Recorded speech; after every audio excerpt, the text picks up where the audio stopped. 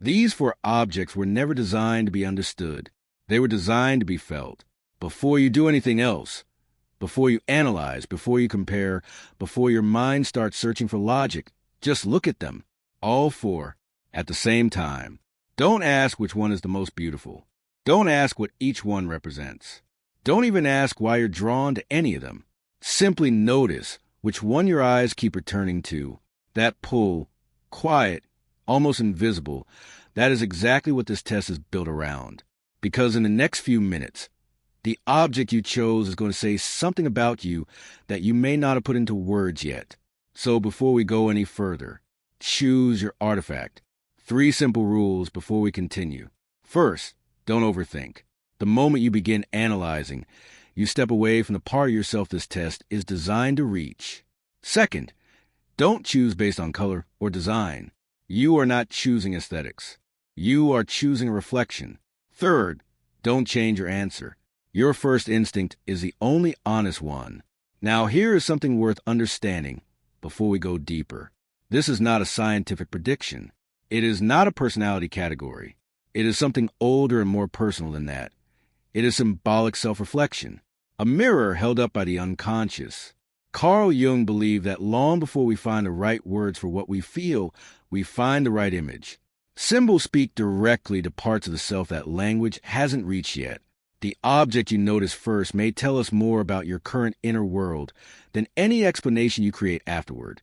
So hold your choice and stay with me. Here is the fascinating paradox at the center of tests like this one. These 4 objects are unfamiliar. You have never encountered them before. They exist nowhere in the real world. They were never manufactured, never held, never placed on any shelf. And yet, one of them felt immediately familiar, almost as if you had seen it somewhere before, somewhere you can't quite name. That feeling is not random. It is a signal. Jung called it unconscious resonance, the way certain images activate something already living inside us, not because we have seen them, but because they reflect something we have been carrying. Our conscious mind moves through the world by reasoning. It compares, evaluates, and decides. But beneath it, the unconscious mind moves differently. It moves through attraction, through discomfort, through sudden recognition. It does not explain. It simply responds. And in that response, in that split second before logic interferes, something honest surfaces. You don't need to understand a symbol to react to it. The reaction itself is the message. Each of these 4 artifacts was built around a different psychological theme, not a personality type, not a prediction of your future, but a theme, a current emotional truth that may already be shaping how you think, how you love, how you protect yourself, and what you quietly carry. Now let us meet them, one by one. If your eyes were drawn to the first artifact, that intricate golden sphere containing what appears to be entire worlds, tiny scenes preserved inside layers of glass and metal, then there is something important about the way you carry time. This artifact is not called beautiful for its appearance alone. It is called the memory core, and it represents the past you still carry, not in a burdened sense, not in a broken sense, but in a very specific human way. You are someone who holds on. You remember things others forget. The exact words someone used years ago, the way a particular evening felt, the expression on someone's face in a moment that mattered, small details that most people let slip through time. You preserve them inside yourself with the same care that this artifact preserves its scenes behind glass. This is a remarkable quality.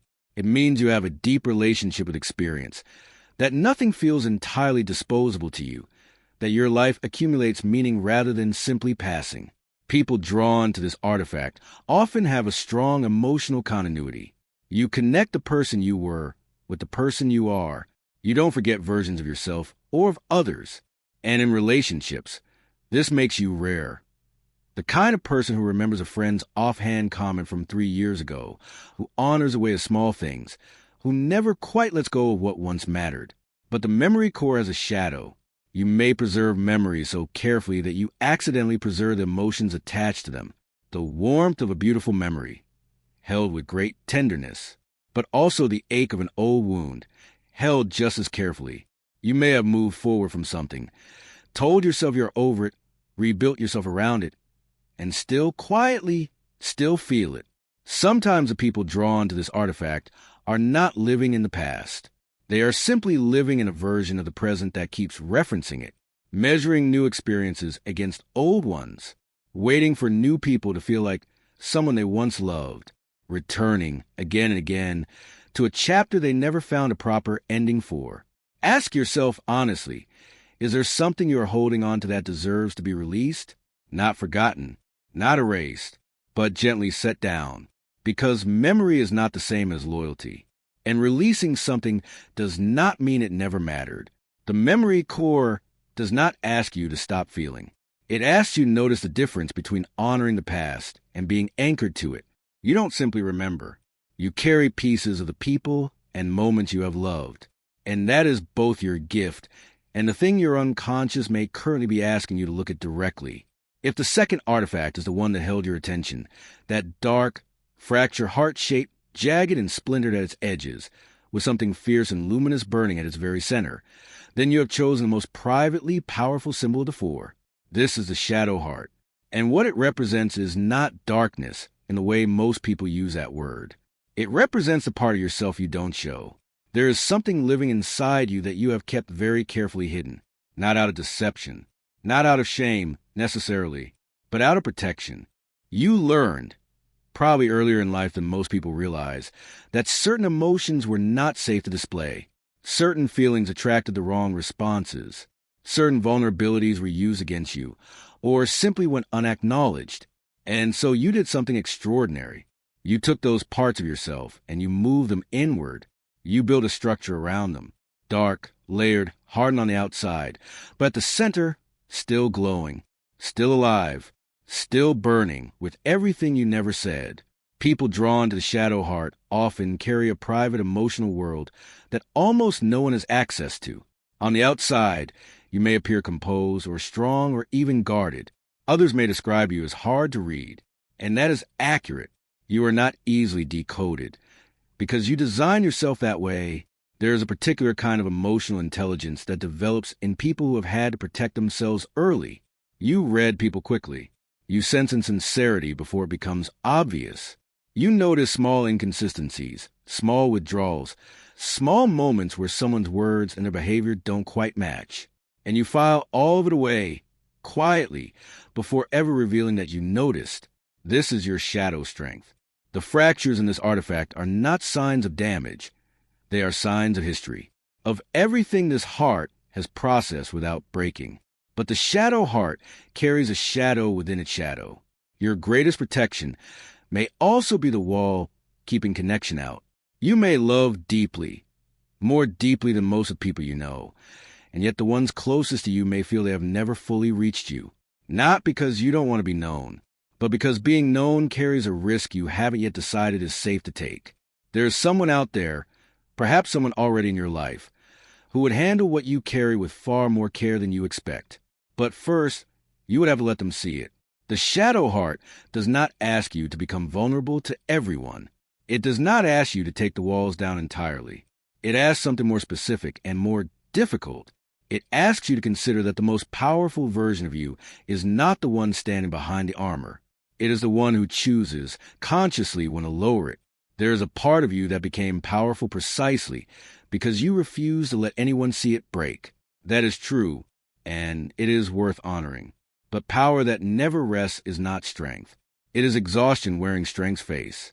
If the third artifact drew you in, that strange golden structure, organic and alive, containing what appears to be an entire galaxy spiraling slowly inside it, then something specific is alive in you right now. Something that hasn't finished yet. This is the dream seed. And what it represents is the life you haven't lived yet. There is a version of yourself that exists only in your imagination, and it is not a fantasy. It is a real psychological presence. A pull toward a future self, a different life, a truer expression of who you are beneath the roles and routines you currently inhabit. People drawn to this artifact rarely feel entirely satisfied with where they are, not from ingratitude, but from something deeper, a sense that the current version of your life is not the final draft, that something is still forming, that potential inside you has not yet found its full shape. You may have ideas that feel too large to say out loud. You may have a vision of who you could become that is so clear, so vivid, that existing in your current circumstances feels slightly like waiting, like holding your breath until the real chapter begins. This is a profound and powerful force to carry. The dream seed is associated with imagination, transformation, creative ambition, and a deep human need to grow into something that doesn't yet exist, but it has a shadow. Sometimes you become so attached to the person you could become that you forget to live as the person you are. The galaxy inside this artifact is beautiful, but it is also inside a container. And the danger for people who carry this energy is living always in the galaxy, always in possibility, and slowly becoming absent from the actual ground beneath their feet. You may delay joy until conditions are right. You may hold yourself back from fully inhabiting your current relationships, your current work, your current self, because you are saving that energy for the version of your life that feels more aligned, more real, more you. This is not a flaw. It is a signal. It tells you that you have something in you genuinely worth growing toward. But the dream seed does not germinate in the future. It germinates now, in the soil of exactly where you are. In relationships, you need someone who doesn't try to hold you still. Someone who sees your potential not as a threat, but as a living thing they want to watch unfold. And when you find that person, or when you become that person for yourself, something in you will finally stop waiting. Something inside you is still waiting to become real. And the question the dream seed asks is this: what small thing could you do today, not someday, not when you're ready, but today, to let begin? If the fourth artifact is the one that held your gaze, that fractured crystalline structure, sharp and geometric, suspended in the air with something that resembles a compass or a clock at its center, then you have chosen the most quietly unsettling of the four. This is the truth fragment, and what it represents is not a truth you need to discover. It is a truth you already have. People drawn to this artifact possess a kind of awareness that functions almost like a second sense. You notice patterns quickly. You read situations with an accuracy that sometimes frightens even you. When something is wrong in a relationship, in a plan, in a conversation, you know, not through deduction, not through careful analysis, but through something that arrives before you even finish processing. You have always been like this. You see inconsistencies that others walk past. You feel the energy shift in a room before anyone says a word. You sense when a person's explanation doesn't match their behavior. When a situation that appears fine is quietly unraveling. When something that everyone else calls fine is actually not fine at all. This makes you perceptive beyond what most people understand. But the truth fragment's shadow is precise and personal. Sometimes the hardest truth isn't discovering what is wrong. It's admitting that you already knew. There is something in your life right now, a situation, a relationship, a pattern, a feeling about yourself or someone else, that you have already understood. You have the answer. You have had it for some time, but you have not yet allowed yourself to fully accept it, because acceptance would require action, and action would require change. It is easier sometimes to keep searching, to read one more article, to have one more conversation, to wait for more evidence. Not because the evidence is unclear, but because as long as you are still searching, you have not yet had to decide. The truth fragment represents people who are deeply aware, and who use that very awareness, sometimes to delay the courage that awareness demands. In relationships, you notice inconsistencies quickly. You may have known something was wrong before you were willing to say it aloud. You may have given someone more chances than your own intuition was comfortable with, not from blindness, but from a very human desire to be wrong, to find an explanation that meant you didn't have to see what you were already seeing. This artifact is not asking you to be harsh. It is not asking you to act immediately or without care. It is simply asking, how long will you keep looking for a different answer to the question you've already answered? You don't need more information. You may need the courage to live according to what you already know. The compass at the center of this artifact always points somewhere, not north, exactly, inward, toward the truth that has been waiting quietly at the center of your awareness, watching you search everywhere else. Deep down, you already know. Now, let us look at all four together. Every psychological strength has a shadow. That is not a flaw in the design. It is a design.